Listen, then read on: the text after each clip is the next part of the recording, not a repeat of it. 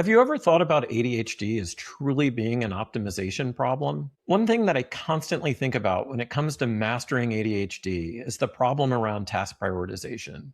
It's an area where people with ADHD ultimately really struggle due to the executive function breaking down. In a recent talk with someone that I mentored in the past, and at this point I'm so proud of for their vast accomplishments, we were discussing how learning coding, machine learning, and AI systems has transformed how they work.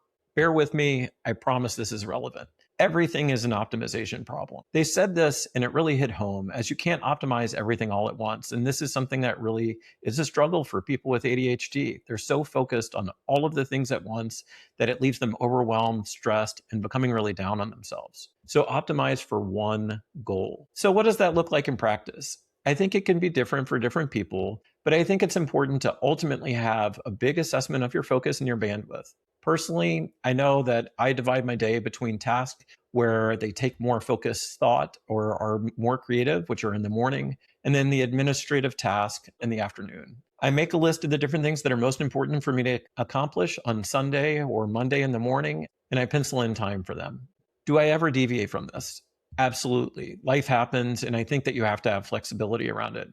For instance, someone may have a big goal of a project on a Saturday, but they're exhausted from childcare or taking care of their kids or whatever the different obligations are in their life.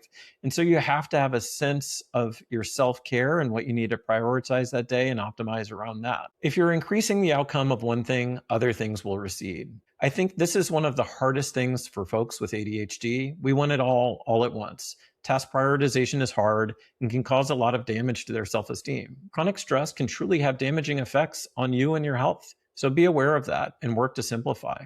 What is the one thing that will have the greatest yield or impact?